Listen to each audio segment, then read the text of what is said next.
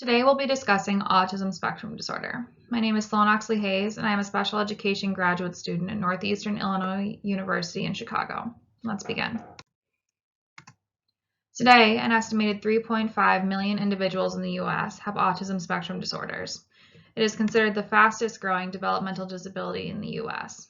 Given this, as a general education teacher, you're likely to have students with autism. Children with autism will often present a wide range of behaviors, including deficits in social communication and interactions and the presence of repetitive behaviors.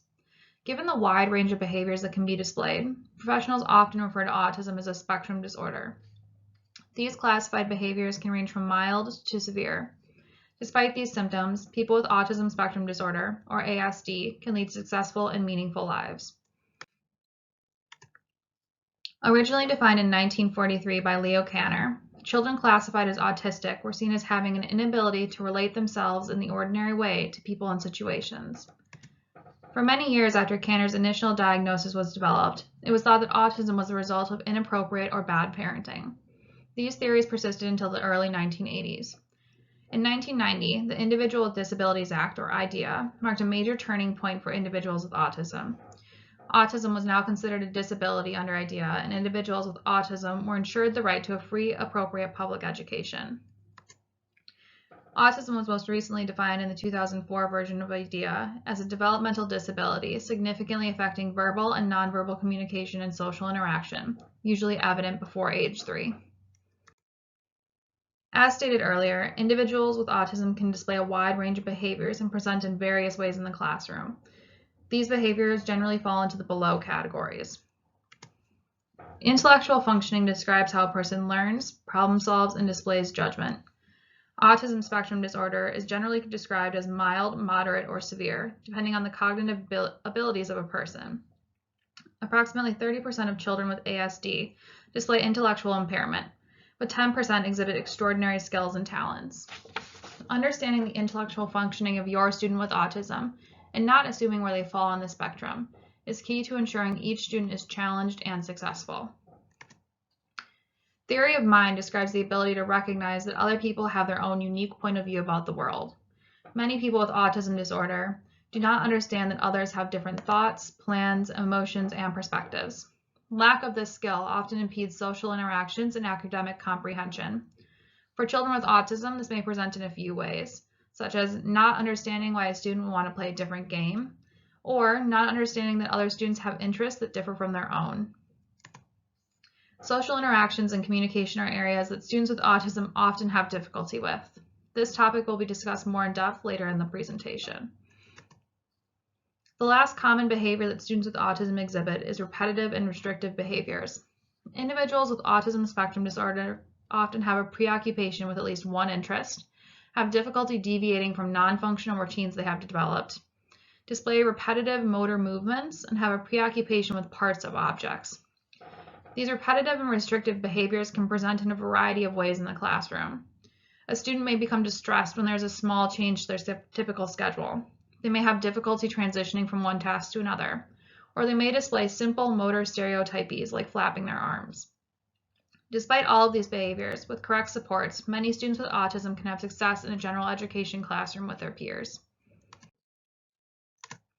As stated before, ASD is the fastest growing developmental disability category. In 2016, approximately 1 in 54 children were diagnosed with autism spectrum disorder. In 2000, the rate was 1 in 150 children, meaning the diagnosis rate has increased by almost 200% in the last 16 years. Researchers believe this increase in ASD diagnoses can be explained by a few factors. Clinicians are evaluating and diagnosing individuals more accurately, including individuals with milder forms of ASD that would have previously been undiagnosed.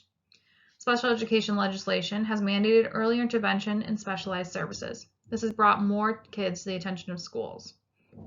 Additionally, there's a greater public awareness of autism, and parents are becoming more proactive about noticing delays in their own children. Lastly, the diagnostic criteria used to evaluate ASD has changed, and this may account for the increase in data. Currently, autism spectrum disorders occur in boys at 4 times the rate of girls. ASD occurs in all racial, ethnic, and socioeconomic groups, but not always at even rates. More white children are diagnosed with ASD than Black or Hispanic children.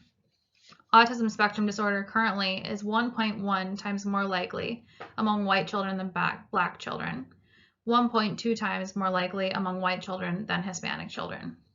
Studies have shown that these differences in diagnosis could be the result of stigma, lack of access to health care, and non-English language barriers. The difference in prevalence rates have been decreasing over time. This is an area that is likely of great interest to teachers. How does autism spectrum disorder affect academic learning?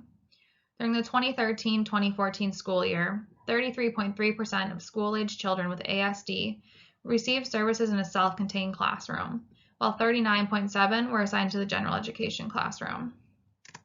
Students with ASD often demonstrate the following attributes that make academic learning difficult: narrow focus and interests, language development issues, the underdevelopment of nonverbal skills, attention issues, and problems generalizing skills. Instruction that is structured, predictable, and geared to the student's level of functioning can help individuals with ASD in educational settings. Individuals with ASD are most successful when programs begin early in life, are intensive, continuous, and multidisciplinary. Additionally, when programs focus on a child's strengths and interests, students with ASD are more successful. Many of the difficulties students with autism spectrum disorder have in the classroom are the result of language development issues and underdeveloped nonverbal skills. Up to half of all individuals with ASD do not develop functional speech or useful language. These students will often use assistive technology like PECS, the Picture Exchange Communication System, where students use symbols and pictures to communicate. A more high-tech version of this is a speech generating device. It utilizes a similar picture symbol system, but speaks for the student when an icon is pressed. For students who do speak, they often have difficulty in the following areas: joint attention, which is the ability to share focus with another individual on the same object or event. This often results in an inability to learn by observing others. Social reciprocity and cognition is the back and forth of interactions between people. Typically, during these exchanges, each person influences the behavior of the other person. Students with autism spectrum disorder commonly have trouble following social norms of conversation and taking others' feelings into account. They also have difficulty talking to, perceiving, attending to, remembering, thinking about, and making sense of other people in their social world. Nonverbal behaviors include things like facial expression, eye contact, body posture. Students with autism spectrum disorder commonly have a significant impairment of nonverbal skills.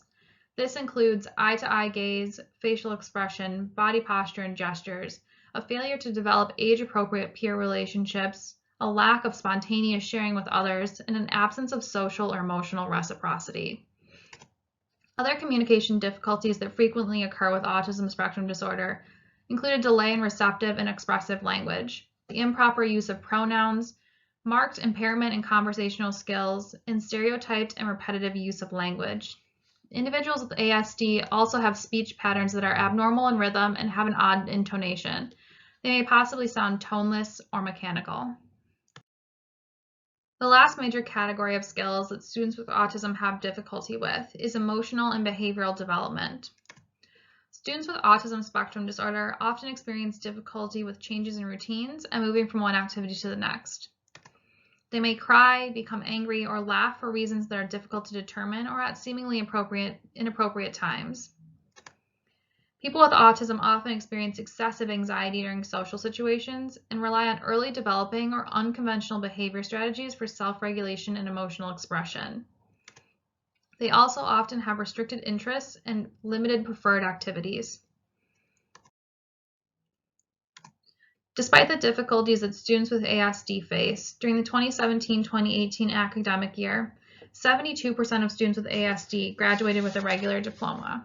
Another 18% received a certificate. With proper supports, children with ASD can manage their difficulties with social interactions, communication, emotional and behavioral development, and academic learning. Developing a full understanding of your student with autism and not prescribing to stereotyped ideas is the best way for you to support your student. If you're a teacher looking for more information on effective teaching styles for students with autism spectrum disorder, consider looking into discrete trial training, Loeb's model of applied behavior analysis, picture exchange communication systems, social stories, and the TEACH model.